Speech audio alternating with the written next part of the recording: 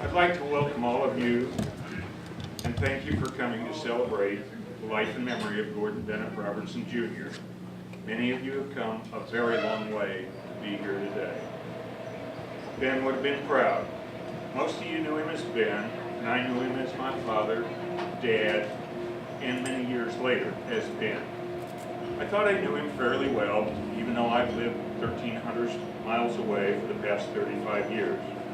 But thanks to all of you and the wonderful stories that you've shared with me, I've come to know many new things about Ben. You said the following: always so nice, a real gentleman, the real deal, a true American hero, always smiling, doing for others, never complaining, always had a new joke, great guy, mentor. I learned a lot from him, forever indebted to him, and on and on and on. I think you knew him better than I. You overlooked his faults and you celebrated his character. Near the top of one of the piles on his desk, I found something that he recently wrote. If wealth is lost, nothing is lost. If health is lost, something is lost. If character is lost, everything is lost. Perhaps knowing a bit about how he grew up will help you understand how he came to be Ben. He grew up in Omaha, the son of a banker.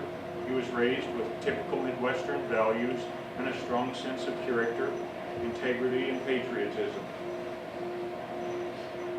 He grew up with lots of platitudes and cliches that influenced and guided him. His mother's favorite was, "The road to hell is paved with good intentions." If you take care of the pennies, the dollars will take care of themselves, and a penny saved is a penny earned. Save for a rainy day. Truth will out. Don't be critical of another until you've walked a mile in his moccasins. Blood is thicker than water, and birds of a feather flock together. Haste makes waste. Ye reap what ye have sown. Don't count your chickens before they're hatched, and hard work never hurt anybody. Experience is the best teacher, and don't look back. Word in the hand is worth two in the bush, and when in doubt, don't. Pride goeth before a fall, a stitch in time saves nine. Make hay while the sun shines, don't put all your eggs in one basket. Sticks and stones will break your bones, but words will never hurt you. Do unto others as you would have others do unto you. And don't put off till tomorrow what you can do today. Never chase after a woman. They're like streetcars. There'll be another one along in a minute. That sounds like Ben. And finally, if you save a thing long enough, you will find a use for it. And that one, I tell you, that one permeated his soul. Going through his apartment, I discovered he was saving many things for some presumable future use. He had a lifetime supply of pencils, paper clips, notepads, and bags of all sizes and shapes. But in amongst the things, I found a large bag filled with dozens and dozens of air sickness bags. Now, I'm still wondering what future use he might have had in mind for this. Boxes everywhere. Yeah, anyway, when I was here back in October, we stopped in at Harbor Freight to purchase some batteries. And at the checkout stand, Ben produced a coupon from his wallet that entitled the bearer to one free flashlight with any purchase. When we got back in the amazing Cadillac, he dropped the new flashlight in the center console. And there were several dozen of those flashlights in the center console. I gave him two. I gave him two flashlights. He looked up and he winked at me and he said, "The girls like I them." gave him two. He was taught about firearms and hunting at a young age, and he enjoyed hunting up until his 80s, until he could no longer handle the physicality of it. He had a great number of hunting buddies and enjoyed many, many trips all over the West and Mexico. He always wanted to go to Africa, but he never made it. Ben was a young man in college when patriotic duty called. Most of you know a large part of the story from here. He was trained as a fighter pilot, became an instructor, and learned to fly heavy bombers. He flew 35 missions as a B-29 aircraft commander and earned the Air Medal with 2 oak leaf clusters and a Distinguished Flying Cross. Those are over here on display if you'd like to see them. He brought all his crew home with him, and for that, he was forever a hero to those guys. He retained a lifelong interest in flying, and thanks to people present here today, he flew a B-17 just 5 years ago when he was 88 years old. And I know he thoroughly enjoyed the flights he took with you guys in your jet jobs, as he liked to call them. Anyway, after the war, Ben returned stateside, got married. I was born, and shortly thereafter my sister. He pursued a career as a mortgage banker, mostly in Southern California, and was still working in that business at least 3 days a week until this past December. This past Wednesday would have been his 94th birthday. In addition to flying, he loved the outdoors, hunting, dogs, horses, reloading, reading, and girls. Ben remained vital up until very nearly the end. And in fact, while in the ICU under an oxygen mask 2 days before his death, he learned of an opportunity from an associate who was visiting him, and Ben began trying to put together a deal. Like most of his comrades in arms, he never talked much about his wartime experiences, and then in the 80s, many vets began to gather and share their stories. Ben got hooked up with his old outfit and crew members, and they organized and began having reunions every couple of years. I believe Ben attended every single one of them, and he was the president of the association for the last 4 to 6 years of its existence. My wife Sherry and I were privileged to attend many of those reunions and to meet some very, very special and incredible people. Jim Patillo, that's Colonel Jim Patillo, the CEO of the 20th Air Force Association, called me earlier this week, and he wanted everyone here to know that it was the work that Ben and the guys he flew with in the 29th Bomb Group that made their job so much easier in the 58th. He said that Ben and the 29th figured out how it was done. He sincerely regretted he could not attend today's ceremony. In recent years, Ben enjoyed going to air shows and selling his book, and apparently old photos, it appears, and telling stories to anybody who would listen. Where did I go here? Anybody? I'm grateful for those of you who attended those events with him to carry his books, chairs, and equipment when that became difficult for him. In case you haven't read his book, I have brought several pre-publication loose leaf copies of the manuscript, and you're welcome to take one of those after the service. I've got them kind of over here in the corner right now. And for the girls, I brought the flashlight.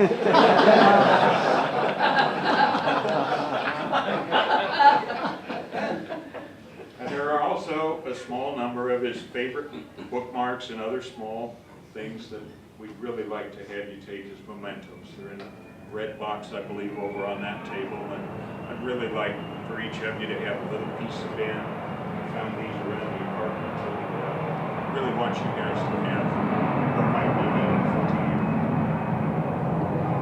And the air sickness bags are available too, if you'd like. I often worried that he was alone out here in Southern California, But now I know that he wasn't alone. You guys were his family. You were a wonderful and loving family. And you kept an eye out for him when I couldn't. I know that he seldom had to buy a drink, if you can call a green dildo a drink.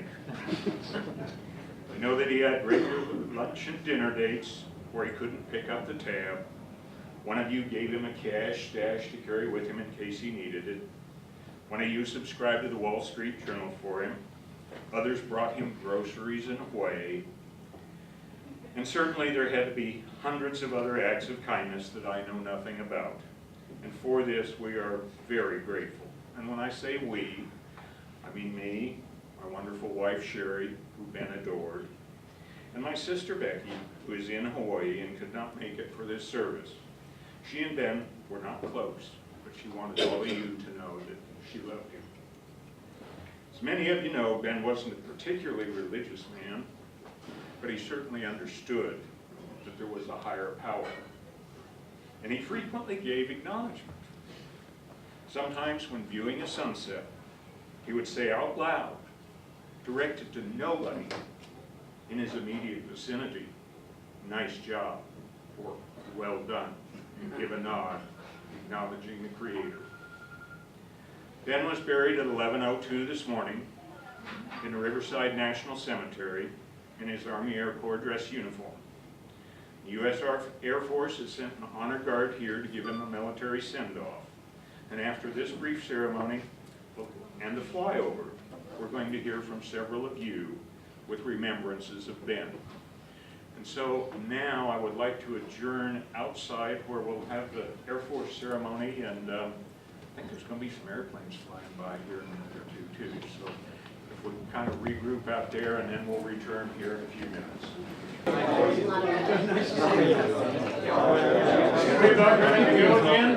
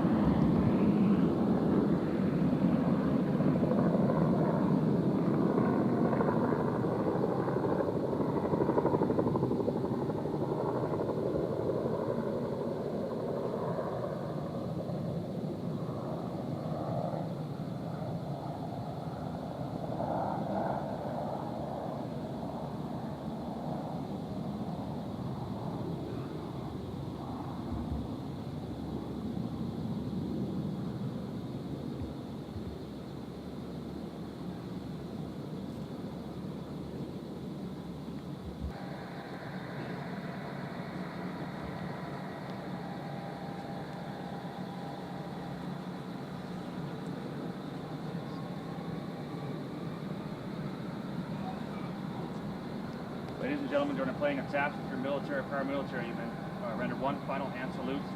All others may place your right hand over your heart.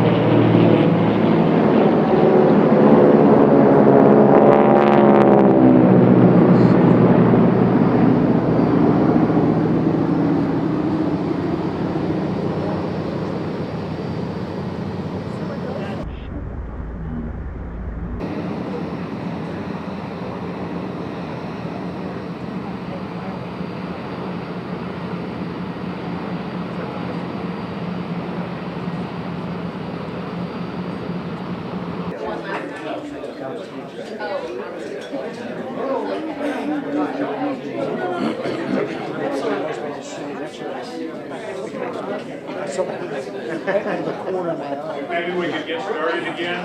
Never seen her before in my life.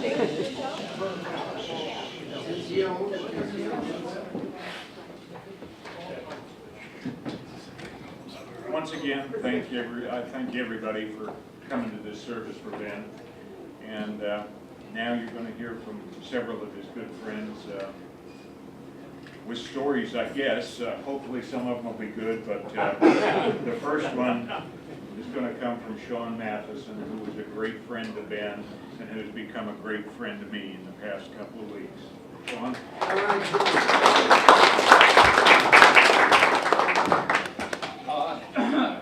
Try to keep it together. It's an honor to be here to speak to everybody, and it's a delight to see so many people here to honor Ben. Recently, I looked up the word honor, and one of the key words in there is recognition. And one of the things I recognized about Ben is what he did for me and all of us, which was to provide the freedom to do what we needed to do in our lives, to fulfill our purpose in our life. Now, in Ben's life, he lived in a time of survival. And he fulfilled his purpose at the beginning of his life. And he did it so well, I think he was given a long life.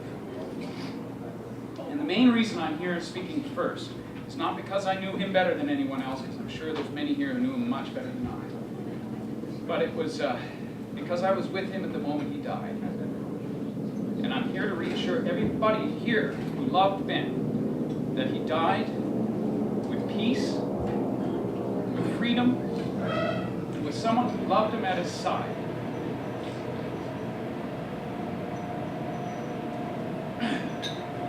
As flying was to Ben, spirituality is to me. And he couldn't have had a more fitting person beside him when he left this earth. And there's one thing I am sure of, as he is of the control panels of the B-29, is that the Spirit lives on. I want to reassure everyone here that that was facilitated, that he was reassured that all of his affairs would be tied up, that everything would be taken care of, and that he will be sent off correctly. And I have to say it has been done so. I don't think it could have unfolded better if it were planned by NASA or whoever. This,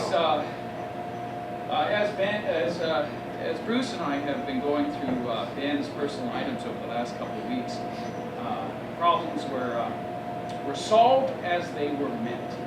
And this indicates to me that everything was as it should be. From the moment he passed until now, everything has moved very smoothly, and I can't tell you how delighted I am to see everyone here and to meet people that I have heard about from Ben. So this fills it in for me quite unexpectedly, perfectly. And I just want to say thank you for everyone for making it here and showing the respect for a man who had such vitality up until his last day. And I'm sure that he will fulfill every other mission that he has from now on with as much perfection as he did the 35 over Japan. Thank you.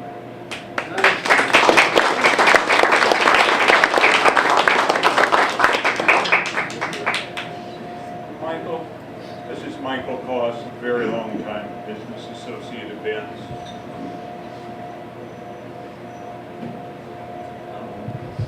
Yes, apropos to that comment that Ben's spirit will live on, it will most certainly live on in our company with all of us, and we have quite a few of us who came out today before Ben's ceremony.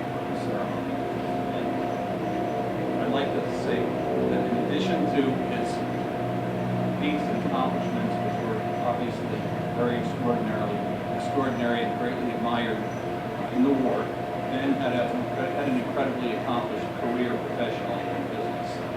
I don't know if all of you realize that Ben was a general contractor who was a licensed insurance agent, who was a licensed real estate broker. He had been president of a major savings and loan for a period of time in Los Angeles, and he had a really remarkable business career. We were fortunate to benefit from because Ben worked with us. Following all of that, he joined my firm 20 years ago. And at that time, he was assisting us as a loan advisor in our mortgage company.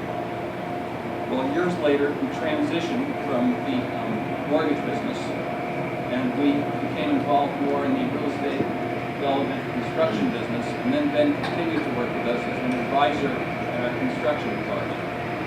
He was 73 years old at the time that he came to work with us. He was actually worked with us for almost 21 years. And I can say without any hesitation that the entire time that he worked with us, from the inception to the end of his working with us, was really just a couple of months before he became ill and wasn't able to come to the office too much. He really was as sharp, just as keen, as anybody that I've ever worked with in my business career. He was exceptionally thoughtful, he was articulate, and he was competent. His verbal communication and his writing were beyond excellent, they were really eloquent. He consistently demonstrated excellent judgment, and he gave us excellent advice in a lot of areas of our business. Even over the last year, when he did not feel well, he still came to the office regularly, and I think that this was a great testament to his strong work ethic. I often watched him walk down our long hallway from behind, erect with military posture and a spring in his step, and I was amazed at how youthful a manner and walk that Ben had. I often said that if I watched Ben from behind when he was 93 years old, I might have thought that it was somebody that was 22 years old.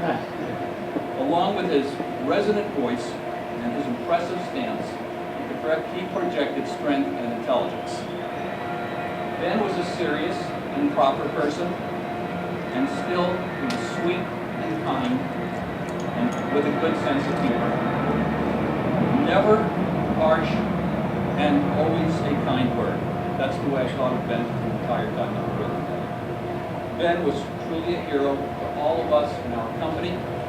He was a patriot and a true gentleman, and we will all miss him greatly.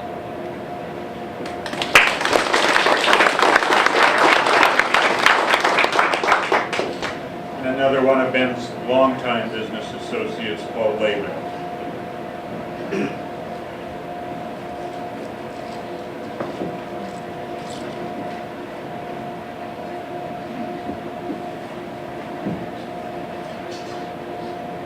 Ben had a few of what I call Benisms. For example, when somebody would greet Ben with a familiar greeting, "How are you doing?" Ben would respond with an unusual answer, "I'm still trying to do it." Or if you asked Ben if he wanted to do something, Ben would say, "That would be fine," or "I'd be happy to do it." In recent years, if someone greeted Ben with, "How's it going?" Ben would often respond, "I'm still upright." Unfortunately, of course, Ben is no longer upright. And we're here to pay tribute to a memorable person, someone that many of us felt very close to, including me. Ben wasn't just a business associate. Ben was at our house many times for many Thanksgivings and other events. Ben had the amazing ability to relate extremely well to almost everybody. I don't recall ever seeing Ben particularly angry or stressed. Ben was even-tempered, and it was an excellent temperament indeed. At my 70th birthday party last year, I went around the room and introduced each person. It took about an hour. This is what I had to say about Ben. Mr. Ben Robertson. It didn't occur to me to call anyone else Mr. at my party except for Ben. I met Ben about 40 years ago. Ben was a good friend of my father's. Ben is truly a Renaissance man. Ben knows an incredible amount about so many things, particularly things outdoors, like deer and dogs and ducks and airplanes, of course, and cars. So we made a pretty good team through the years. Being Jewish, I know almost nothing about those things. Ben is 93, going on 70. Ben not only still drives a car, still flies airplanes, and he still chases women, and he often catches them. And then when I said that, Ben immediately responded from the audience, I guess, well, a few get away. That's Ben. Yeah. Maybe the explanation for Ben's youthfulness is his well-documented, very high testosterone level. Yes. A level that would put most teenagers to shame. So I try to stay close to Ben. And rub elbows with him. Leftovers. Hoping that some of that testosterone will rub off of me. But that doesn't seem to be working very well. Even though, sadly, I won't be able to rub elbows with Ben any longer, I will stay close to my fond memories of Ben. In conclusion, there is much to say about Ben. As several people said to me when they heard of Ben's passing, he was one of a kind. They don't make him like that anymore. He was one in a million. Of course, Ben will be sorely missed by many. So Ben, goodbye, cowboy. Goodbye, soldier. Goodbye, dear friend.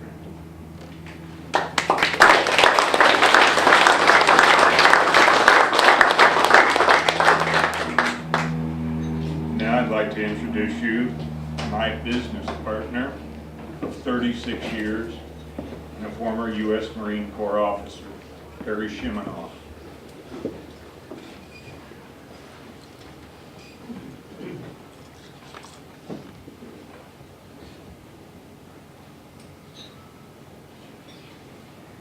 Listening to these stories is, of course, heartwarming, awesome. I only met Ben once, 20 years ago. When he walked in the room, he said to me, "My son said that you served in the Marines." And I said, "Yes, sir. I was an infantry officer from 1970 to 1973. Ben walked over to me, shook my hand, embraced me, and thanked me for my service. The irony was, I was going to thank him, because in 1945, my dad was a private in the Marines on Okinawa, getting ready to go to Japan, and it never happened, and I'm here.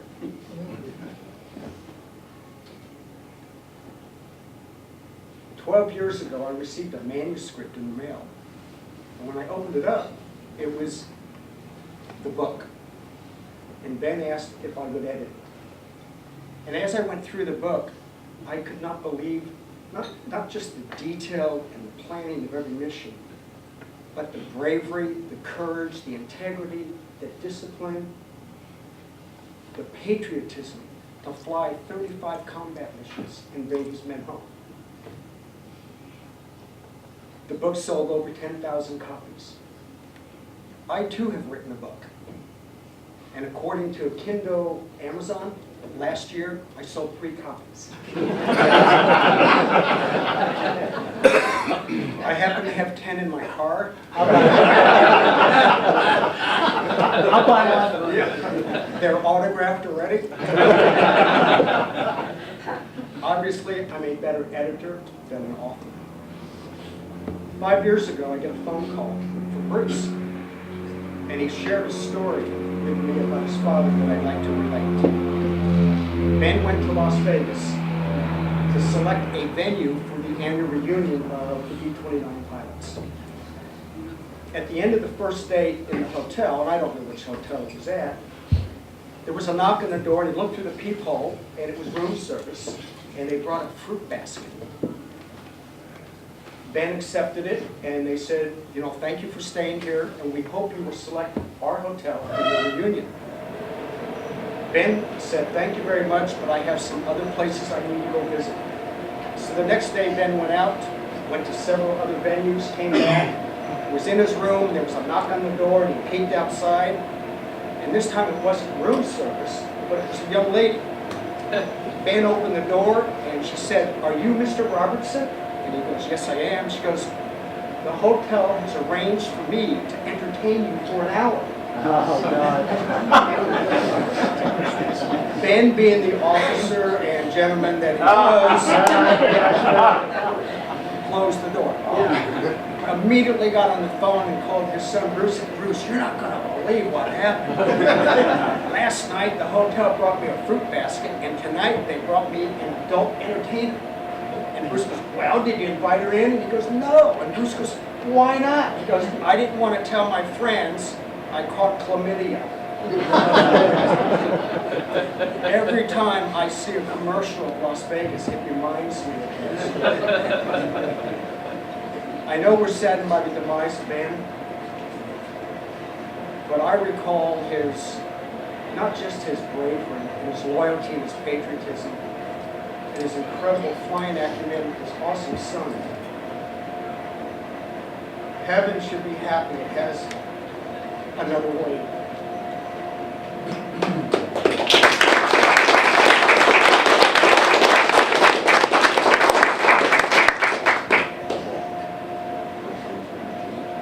This next man needs, I think, probably no introduction at all.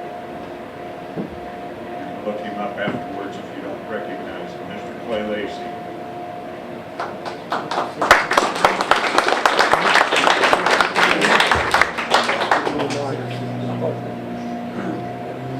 Who's Clay Lacey? Well, I really haven't talked too much about it, say about Ben, but anything you said about Ben, it's got to be good or you're lying. He was a real remarkable person, and I was very lucky to get to know him maybe 35 years ago around the airport here. And to know a man that had flown 35 nations over Japan during World War II was just unbelievable to me. And anyway, everything that Ben stood for was patriotism, good things for this country, good things for his friends, good things for the community. Just an outstanding person. And I feel so lucky to have got to know Ben and to travel a little bit with him. We never traveled a lot with him. He went with me down to the Confederate Air Force a couple times later.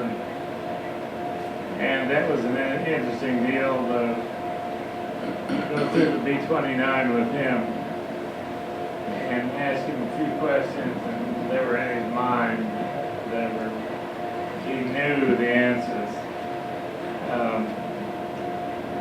The other thing was to see Ben climb in that B-29 and with no effort at all, and like he just done it yesterday, climb up the steps. You know, it's not that easy for me anyway anymore to climb around those big airplanes. And well, big airplanes, but they've got small places to climb to. And Ben just did a remarkable job. But the way he remembered things about World War II. I grew up in Wichita, Kansas. Our first almost encounter was I lived in Wichita, and Ben was stationed 70 miles west of me. Great Bend, Kansas, and that I'm sure the times that I'd ride my bicycle out to Boeing and lay it and pull a B-25 or B-29 from me across the road, that there was one or two at least or more that Ben was flying and was going to fly, and it was. To me, it was one of the most honored things in my life was to know him because of his connection with World War II and just an outstanding person. I was happy I got to fly with him some, and but here at his 90s, past 90 years old, he remembered things, you know, the questions he asked throughout the day. Flying to Learden, Texas, it's, is that RPM synchronizer, what is it? I mean, he was up to date on everything. And last time I saw Ben about 2 weeks ago, he was in the hospital in Santa Monica. Why, he was in such great shape that night, I couldn't believe it. You know? I fell down myself here about 3 months ago. I haven't been walking so good. Ben was getting up and walking when he wasn't supposed to be, I don't think. And just so much energy, and that evening, his talk, his speech and everything was just right on. There wasn't a thing that I could tell that he was badly deteriorating. And as a matter of fact, he seemed like he was coming back up the hill. And at any rate, those of of us that knew Ben, I think, all feel like I did, and it was one of the most outstanding things that's ever happened in my life was to know Ben. And we've known him around the airport here for over 30 years, and I wouldn't see him all the time. I would see him at Denny's or someplace to go in, and he always had an appropriate thing to ask you, and always make you feel better. I'd love to be around Ben because he made you feel better. And I think that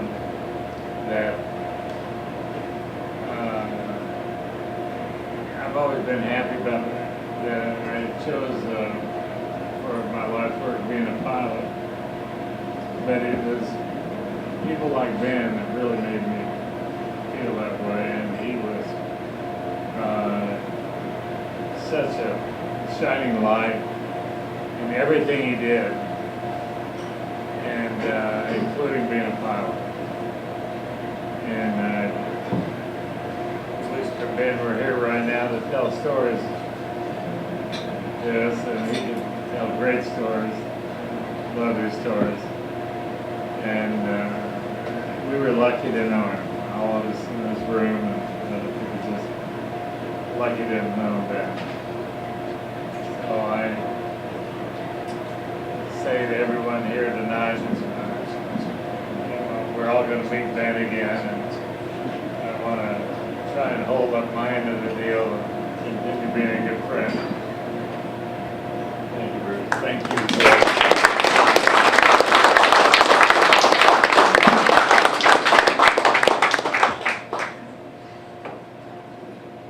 Jerry, where are you? I'd like you to meet Jerry Epstein.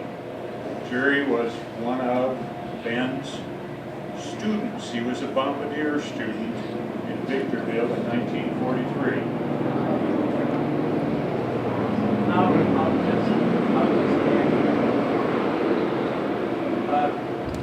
Bruce said a little bit earlier that Ben loved quotes and quotations. And I can only think of one: God works in mysterious ways. I am a client of Michael Koss. And I'm trying to remember, it was probably about 5 years ago, or maybe a little more, Michael can help me, that I walked into Michael's office, and Michael said to me, I believe at the time, that somebody here that's 2 years older than you are. And that was when he introduced me to Ben. We really became good friends. We didn't see each other too often, but I was really thrilled with the fact that in April 1943 in Victorville, next to George Air Force Base, Ben was my bombardier instructor.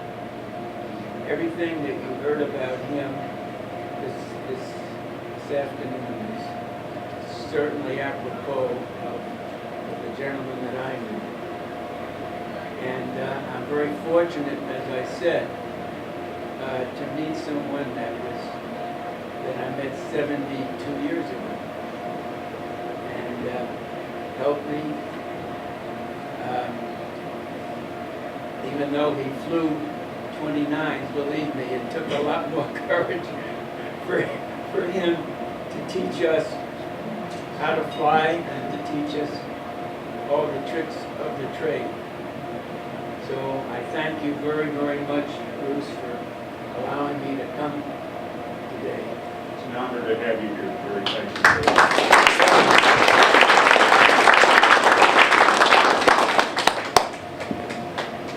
John, please come on up here. I think you wanted to say something, didn't you, John? John here. Oh, excuse me, I mean John. The other John? Come on up. It doesn't matter.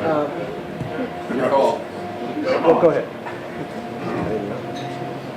I have 2 Johns in a row here on the list. And they were like, anyway, here we go. I think Clay Lacey's right. It's, of course, we all love aviation. But it's not just about airplanes. It's about pilots. And end, those friendships with other pilots are just impossible to describe, and you know, with such great value. You're reminded at moments like this about that. QB members, raise your hand if you're a QB. Look at all that testosterone. And even a few cowboys. Charles Lindbergh, Jimmy Doolittle, Roscoe Turner, Gordon Cooper, Tony LeVere, Bob Hoover, and Ben Robertson. Now, what do these men have in common? Sure, they all flew airplanes. One was even an astronaut, but there's much more. They're all QBs. Now, if you don't fly, you probably don't know that QB stands for Quiet Birdman. Yeah. And even a few pilots I've encountered don't even know who we are. And that's because we are the ancient and secret order of Quiet Birdmen. And for more than 9 decades now, this nationwide fraternal group of aviators has managed to stay pretty quiet. We like it that way. Now, we identify ourselves with a membership card. It's made of stainless steel in case you crash and burn. Don't know you were a QB. Now, if you look at it, it doesn't say that the bearer is a good pilot. In fact, the word pilot is not even on the membership card. It says he is, quote, a certified good fellow. Flying just gets you in the door as a guest or a future candidate to become a QB, and our candidacy and initiation process is very lengthy. You absolutely have to be a good fellow, and that makes it hard for some guys to get in. Of course, we do screen our lawyer pilots very. But when we gathered for our monthly membership meetings right here at this restaurant, the 94th, down in the big room downstairs, truly it is like being with 50 to 100 of your best friends. I'm not exaggerating. So the common bond among QBs is friendship, not just flying. And undoubtedly, Ben was a war hero in the Pacific, fighting for our freedoms, for which we're deeply grateful. He had a very successful business career, as you heard, and he was a good husband and father. Apparently, he was a pretty good lover, but that's another story. That's true. Don't ask me about that. I But can tell you stories. seriously, my only point here today is that Ben was a good fellow, and a dear friend of every member of the Los Angeles QB organization, and we will deeply miss him.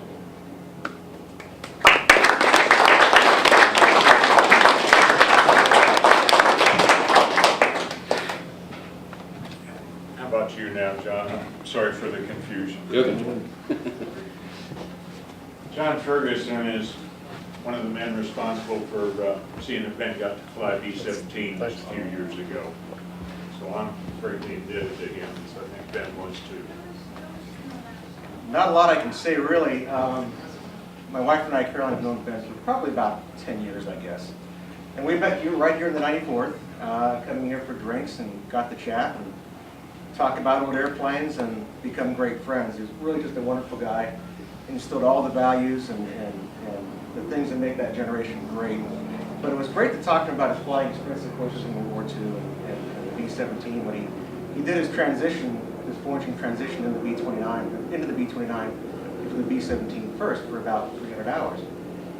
And when he found out that I was checking out in the B-17, he was just a wealth of information. He said, have my old manual, and gave me all kinds of great advice. And then he checked with me, how was it going? And I say, well, I scared the hell out of myself yesterday. And he said, well, that was a really good experience for you. And so wonderful guy, wonderful knowledge. And when we bring the B-17 here to town, over in Burbank, Ben would always come out and talk to the kids and tell them all about World War II and all the things that he went through and the things that make the country great. But we got to take him flying a number of times in the airplane. And it was great because I'd get out of the seat and Ben would get in there and just grab those controls, and it was like it was yesterday. I'll come back and he'd just fly that B-17 like it was yesterday. So that's all really I can say. I mean, he was a great friend, great person, great career advice. I'm a lifelong pilot and career pilot, professional pilot. The advice, the values, it doesn't get any better than Ben. It just doesn't. And I can always count on the fact that when I was out of town, he would call my wife. And I leave messages for her, so making sure I was out of town if I wanted to come to the bar for a drink. So, yeah, it was. I think we all know Ben, and he was a wonderful, wonderful guy. He'll be missed, but I also have very fond memories and never forget all the advice that he gave. So, and my wife, friends, and family. That's what I can say. Thank you.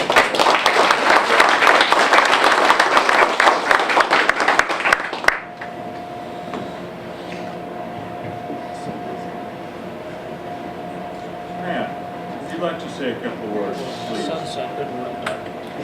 Matt Morris, one of Ben's business associates. I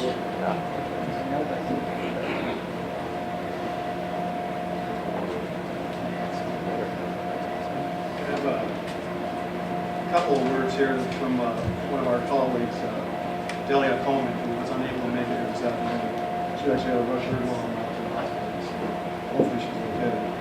Anyway, Delia would like to express these words. She says, "It is with great sadness that we are here today to celebrate the life of a great colleague and friend. What will I remember most about Ben? His laughs, his kindness, and his sincerity and happy nature. What will I miss most about Ben? A happy and knowledgeable colleague, his funny jokes, and hearing stories about his love for flying airplanes. Ben was a positive person who would not want us to be sad today. If he were here today, he would tell us to cheer up, smile, and remember of all the great memories we have all shared. Even though Ben may be gone, his memory will live on in all of us forever. Today, let's celebrate Ben's life and remember all the remarkable things he has accomplished and how wonderful his life was." Appreciate that. I just wanted to share a story about Ben that I had with him. The show kind of, the story is basically what type of man he was. He's very sure of himself. He's a solid guy. About 7 years ago, I was sitting at my office desk when one of my colleagues came in and excitedly told me that she had just came in from our parking lot where she saw Ben being harassed by a young man and that I should get out there to make sure Ben was okay. So I rushed right out there to see what was going on. I found Ben and this young man standing about 15 feet from each other with a man screaming at Ben about something. I approached the young man and asked him what was the problem. He explained to me that Ben had cut him off when he was changing lanes and that he followed Ben so that he could give him a peace of mind. Keep in mind, during this whole time, Ben hasn't said one word to the young man or me. I asked the young man where this took place, and he told me at the 101-405 freeway. Now our office, just in case none of you are familiar with it, is on San Michael Boulevard just west of 405. So he followed Ben for like 10, 12 miles with his rope bridge, which was, I was just amazed myself. Anyway, I finally get the guy to calm down, and he finally gets back in his car and he leaves. Now, at this point, I'm feeling pretty good about myself for having Ben's back and, like the rest of his friends here today, being a good wingman. I turn to Ben, who still hasn't said a word this whole time, and he just looks at me, adjusts the brim of his cowboy hat, and says, "Gee, Matt, I don't know why you thought you had to get involved. I had the situation completely under control."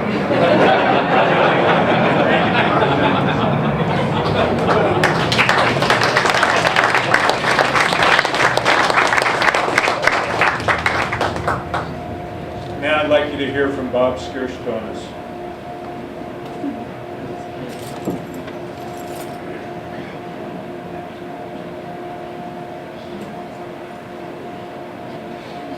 Hi, everybody. I met Ben back around 2000 through a mutual friend of ours, who Ben and I continually asked who introduced us. And Ben came to me with a project. The project was back then scanning in all these photos of airplanes in World War II. And I said, "Where'd you get all these?" He says, "From the Army Air Corps." I'm like, okay. So the first batch he dropped off was about this high. Then he dropped off a batch this high. He brought up a box. And I had all the equipment back then to scan all these photographs into the book that you folks have read, most of you. And it was very much a pleasure meeting him in that respect. A few years later, Ben was off in Las Vegas at the Thunderbirds and came back and he says, "How's my car?" He says, "For what?" And he says, "I've got something for it." And there in the back of the car is an autographed signature of the Thunderbirds. He says, "Thanks." "For what?" And he says, "For helping me out." Okay. So Ben and I became good friends over the years. We had a number of parties at our house out in Robertson. And one of my other friends, who was 10, 12 years younger than Ben, had a girlfriend who was a 1973 bunny. And so the bunny, I won't mention names, the bunny decided to give Ben a back massage in front of her boyfriend. So Ben called me up the following day and he says, "Do you have her phone number?" And I said, "Sure, I'll get it for you." All in all, Ben was a wonderful friend. He gave us a lot of laughs. We met regularly down at the airfield, and he was good at telling stories, along with a lot of other friends who were down there telling stories of aircraft and aviation. And it's just a pleasure to know him, and I think that's why we're all here. Thank you.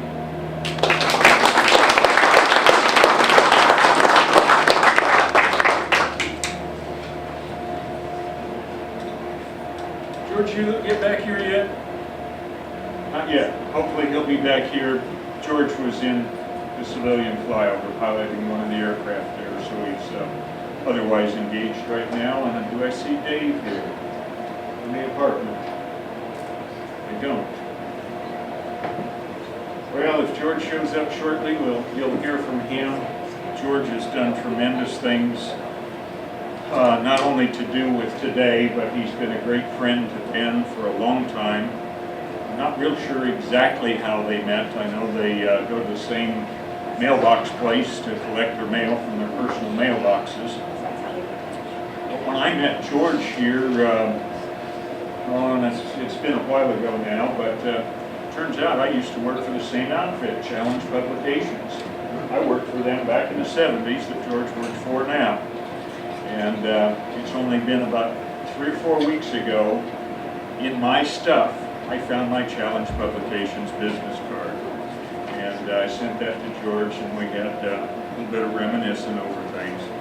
But George was the one that put together the flyovers here today. George kept Ben in magazines, Air Progress, some Warbirds, and so on. So I do hope you get to hear something from him. But I'd like to leave you with a few words that I believe Ben wrote. They were on a small typewritten piece of paper, again kind of near the top of one of the piles on his desk. I don't know if you ever, he worked in piles, I think I got that from him too, but anyway, it was near the top and typewritten. And it said, "As I traverse the last paths and take the final steps of my life, I realize how much I owe to my forebears, but especially to my father. He is part and parcel of me, or perhaps I of him. Or whatever I am, or for whatever I have, he gave it to me. I wish I could know him again." We have this room till 4 o'clock, so I would encourage all of you. Oh, here's George. Fantastic. I gotta go. We have this room till 4, so please hang around. I would like to say a couple of words. Yeah, I know. Is someone in front of me or? No, you're up. Good afternoon, folks. A solemn occasion, but for a wonderful, unbelievable guy. I had the pleasure of knowing for a short part of his life, 5 or 6 years, I guess.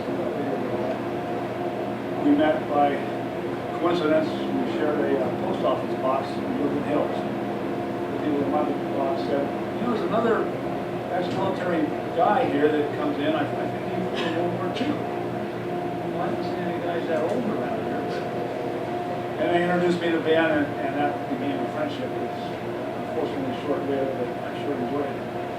And I'm sure you've heard a lot of things about Ben here, and I don't know if I can add to it except that I've just been touched by a really special guy. And they say that a person can be judged a little bit by what he leaves behind. And I got to tell you, this man here is a symbol of Ben's life. This is one unbelievable gentleman who has stepped up and done everything a son could possibly do with his dad's passing. And he and friend Sean have just been unbelievable in this time of sadness. So I know this is for Ben, but Bruce and Sean are two wonderful folks that keep Ben's spirit alive for a long time. Thanks for coming.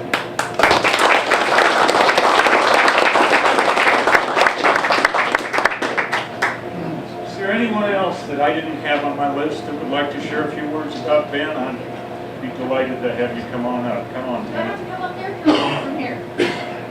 I think everybody ought to see her, don't you? Ben wanted to come up here. I just wanted to point out on how determined Ben was. He used to come out and dove hunt with my husband. They both shared a desire to go to Africa and hunt over there. My husband hasn't got to go either. But I want to tell you guys about this story. I don't know if Ben had grandchildren, but I know he had one because we shared her. And he came out and he sat for hours and hours trying to teach my granddaughter how to make a snowman. And that might not seem all that weird to you guys, but we lived in the Mojave Desert. The child had never seen snow. So he sat from breakfast until 2 o'clock trying to teach her how to make a snowman. And she just turned 12, and she still remembers. We told her we were coming out here, not understanding, she'd never been to a funeral, but she says, tell him bye for us. So I just wanted to tell you how determined Ben was, and he was really special to us. So thank you, Bruce, for sharing your dad with all of us.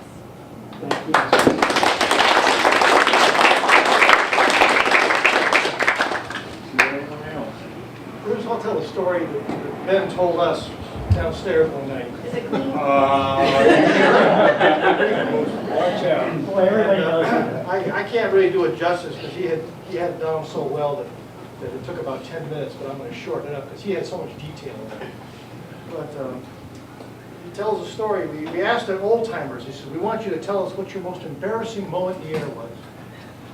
So Ben says, well, it wasn't quite in the air, but it goes back to, it goes back to when I was flying that B-29 out of the South Pacific and get ready for a run over Japan. And he said, we're out there on a hard pan. He says, my crew chief's in front of me and my lineman is out there, and the lineman's out there with a fire extinguisher getting ready to put out a fire in case the engines decide to explode when we try to start them. He said, and the other B-29s were all up and down the line there. They're all getting started. And my crew chief out in front of me gives me the signal to close the bomb bay door. So I reach over and flip the toggle switch and I go about my business for a second. So I look up and I see my crew chief and he's in his Jeep and he's going about 100 miles an hour. He said, that's very odd because he's not supposed to leave until I'm ready to go. So I look over and I see my lineman and he looks like he's running the 100-yard dash in about, 4 flat. And I look over here and the right-hand guy, and he's taken off and torn off like, scared to death. He said, I looked down and I realized I didn't close the bomb bay doors and I hit the bomb toggle. He says, I've dropped my whole bomb load out of the hard pan and they're out there rolling around. And he says, so we shut the engines back down. He says, I get out of the airplane. He says, a few minutes later, here comes a Jeep comes roaring up with the flags on the front fenders. And the general gets out and he's screaming. He says, where's the son of a bitch that's trying to blow up my squadron? I'm going to kill him. And if 3 guys hadn't restrained him, you might not be here. I can augment that story. I can augment that story just slightly. They had been having trouble with some bombs not going off when they hit the ground or at appropriate times. And immediately before the mission in question here, they had redesigned the fuses on the bombs such that they were supposed to go off with a small impact from dropping 10 feet or less. Brand new detonators, and guess what? Not a one of them went off.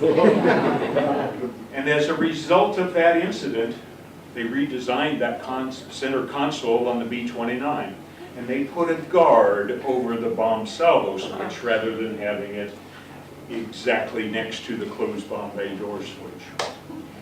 Anyway, thank you again for coming. I'd encourage you to hang around, talk story here for a while. We've got some refreshments and some food. I'd really like for all of you to take something from a memento thing. We've got a number of copies of his manuscript down here. If you don't have one of those, please help yourself. And if I haven't gotten to meet you individually up to now, please come by and introduce yourselves. I'd like to talk to each one of you individually. Thank you very much for coming.